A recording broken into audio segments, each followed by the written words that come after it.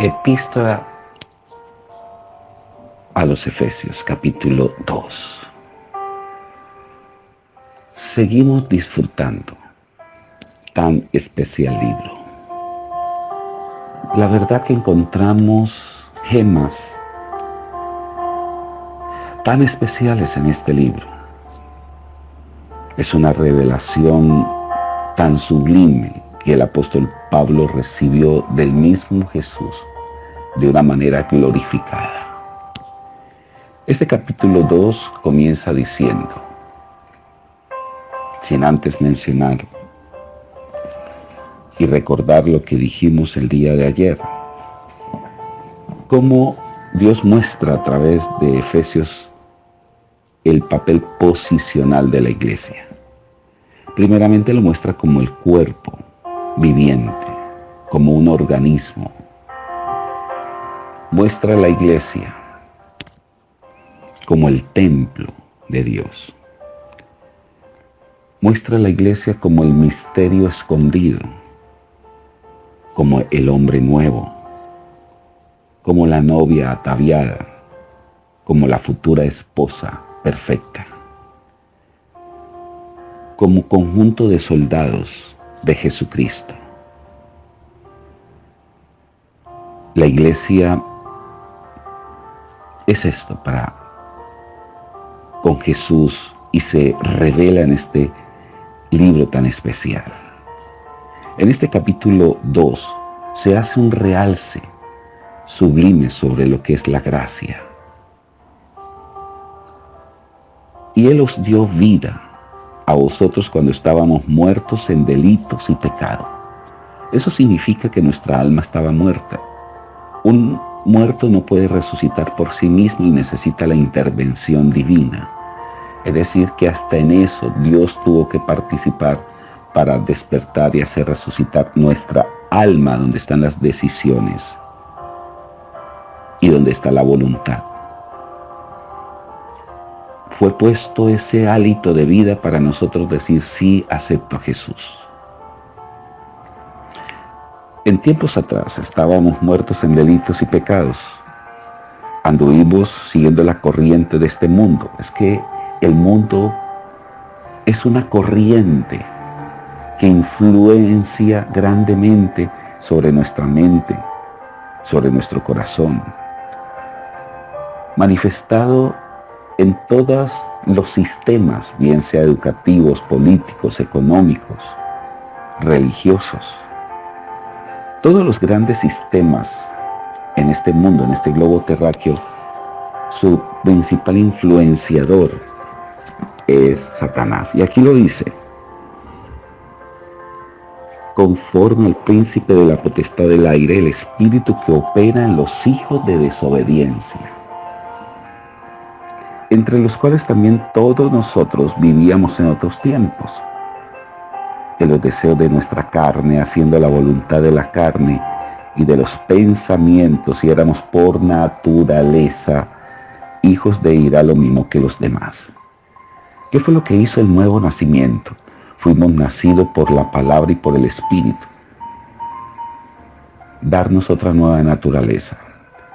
Por eso tomamos siempre la metamorfosis que se produce en un gusano. Un gusano no puede volar por su naturaleza de gusano y tiene que producirse una metamorfosis, es decir, cambio de naturaleza, y con esa nueva naturaleza lo que hace es poder volar, porque la mariposa tiene en su naturaleza innata el poder volar, pero mientras que era gusano no lo podía hacer. Así pasa con nosotros. En el nuevo nacimiento Dios nos puso su naturaleza divina para ser partícipes. Por eso el hombre ama la santidad, por eso ama la integridad, por eso ama la luz, cosa que aquella persona que está en el mundo no entiende y no comprende y llama a ese otro fanático religioso. Por eso hay tantas críticas y nunca lo va a entender mientras que esté en esa naturaleza caída. Por eso nuestra transformación y nuestro cambio no se produjo por nosotros mismos. De lo contrario, eso sería legalismo, sino por la intervención divina y por el Espíritu. Sigue diciendo en este verso 3, entre los cuales también nosotros vivíamos en otros tiempos, los deseos de la carne, haciendo la voluntad de la carne y de los pensamientos, y éramos hijos de ir a lo mismo que los demás.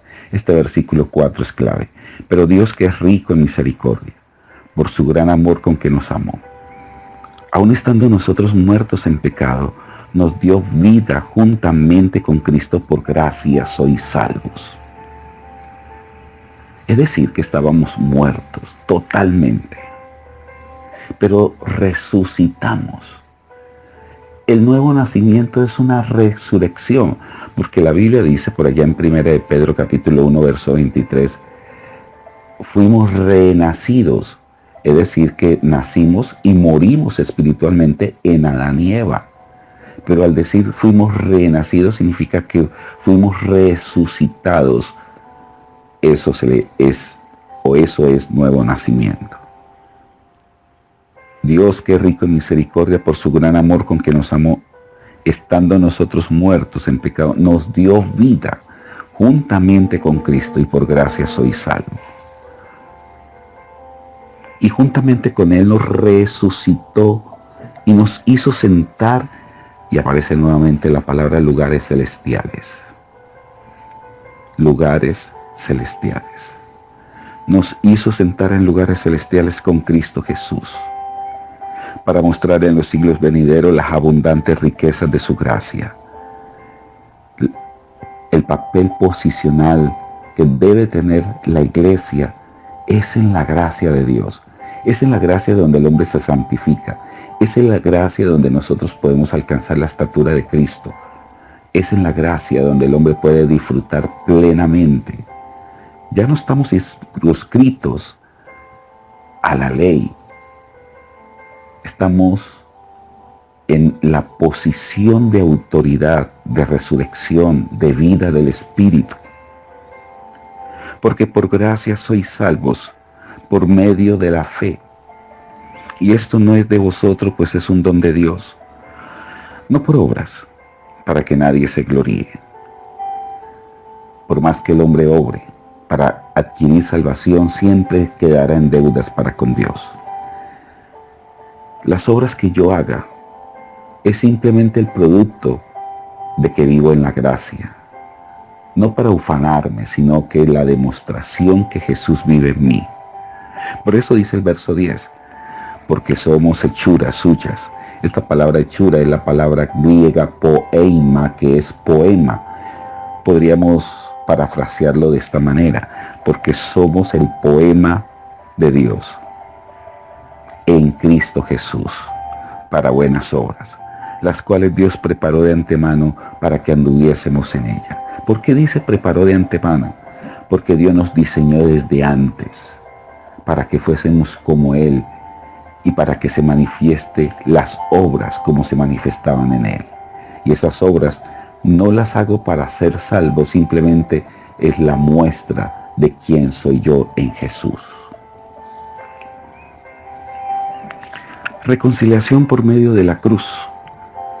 Por tanto, acordaos de que en otros tiempos vosotros los gentiles, ¿quiénes eran los gentiles? Los que no eran judíos, a los que se les llamaban incircuncisos.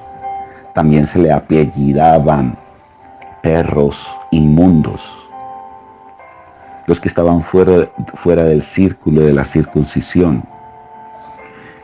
Los gentiles en cuanto a la carne eran llamados incircuncisos por la llamada circuncisión hecha con mano en la carne. En aquel tiempo estaba sin Cristo, alejado de la ciudadanía de Israel. Es decir, que lo que va a hacer el Señor es involucrarnos dentro de la rica savia que produce ese olivo llamado Israel. Por eso Pablo en Romanos dice que el olivo es Israel y que fuimos incrustados en esa rica savia. Estábamos ajenos a los pactos.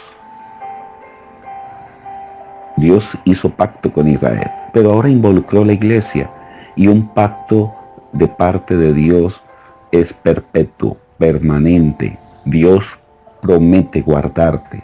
La buena obra que Dios empezó en ti, que empezó en mí, Dios la terminará hasta su fin. Pero ahora en Cristo Jesús, vosotros que en otros tiempos estabais lejos, habéis sido hechos cercanos por la sangre de Cristo. Es por esa hermosa, preciosa sangre. Porque Él es nuestra paz, que de ambos pueblos, ¿de cuáles pueblos? Pues de Israel y la iglesia, hizo uno, derribando la pared intermedia de separación. Hace poco escuché al primer ministro de Israel, Benjamín Netanyahu, decir: los mejores amigos de Israel son los cristianos. Y es cierto, somos los que defendemos a Israel, porque tenemos una paz para con ello. Pedid por la paz de Jerusalén y sean prosperados todos los que le aman. Y mediante la cruz reconciliar con Dios a ambos en un solo cuerpo, matando en ella las enemistades, que no hay enemistad con Israel. Y vino y anunció las buenas nuevas de paz a vosotros que estabais lejos y a los que estaban cerca. Porque por medio de Él, es decir, por Jesús, los unos y los otros tenemos entrada por un mismo espíritu al Padre. Ya no somos extranjeros, como era considerado aquel que no era judío.